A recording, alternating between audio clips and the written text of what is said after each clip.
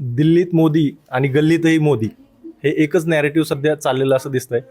मुंबईत जल्लोष साजरा करताना फडणवीसही म्हणाले की मोदींमुळेच हा विजय झालाय. मोदींचा जो विकासाचा अजेंडा आहे तोच महापालिकांमध्ये दिसून आला आणि मोदी हा फॅक्टर बऱ्यापैकी महापालिकांमध्ये दिसून आला. म्हणूनच भाजपचा एक हाती बहुतेक महापालिकांमध्ये भाजपचा एक हाती विजय मिळवलेला आहे. भाजपच्या या लाटेमध्ये बहुतेक अनेक पक्ष म्हणजे शरद पवार, मनसे या पक्षांना माझ्याकडे आकडेवारी आहे ती तुम्हाला सांगतो.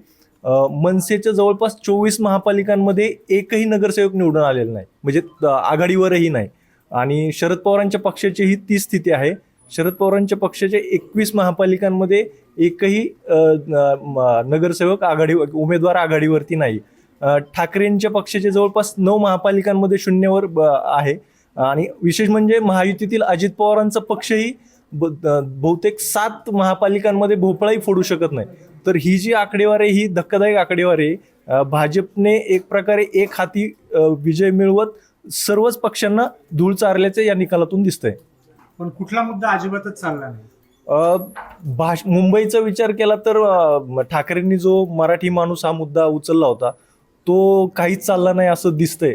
भाजपने मराठी मतांसह उत्तर भारतीय, दक्षिण भारतीय सगळी मतं मिळवत भाजपने एक हाती विजय मिळवलेला आहे असंच या निकालावरून दिसतंय. आणि उर्वरित राज्यांमध्येही म्हणजे ठाकरे बंधूंनी नाशिकमध्ये सभा घेतली, संभाजीनगरमध्ये सभा घेतली, ठाण्यामध्ये सभा घेतली, पण तिथेही त्यांनी तोच मुद्दा काढला होता, मराठीचा मुद्दा. आणि भाजपला वर टार्गेट त्यांनी केलं होतं, पण तो मतदारांना ते दोन्ही मुद्दे पटलेले नाहीत. मतदारांनी भाजपच्या विकासाच्या अजेंडाला पाठिंबा दिला असं एकंदर चित्र आहे. तुम्हाला पटतं का?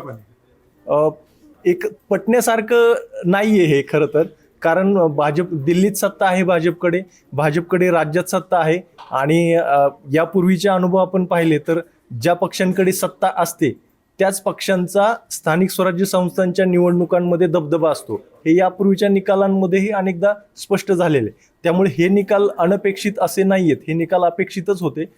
कारण लोकसभा निवडणुकीनंतर जर तुम्ही पाहिलं तर विधानसभा निवडणुकीचे निकाल जर एक तर्फी लागले होते, म्हणजे लाडकी बहीण योजनेचा वाटा त्यामध्ये असला तरी भाजपने आणि शिंदे आणि अजित पवारांनी त्यावेळेसची स्ट्रॅटेजी बनवली होती. ते हिंदुत्वाचा मुद्दा त्यांनी पुन्हा उकरून काढला होता आणि विकासाचा मुद्दा, या 2 मुद्दे त्यांनी ती निवडणूक लढवली होती. आणि पुढे नंतर नगरपालिकेच्या निवडणुकांमध्येही काही नेत्यांवर जणू भाजपने ती जबाबदारी सोपवली होती की हिंदुत्वाचा मुद्दा तुम्ही उचलून धरा, आणि काही नेत्यांना मराठीचा मुद्दा दिला होता.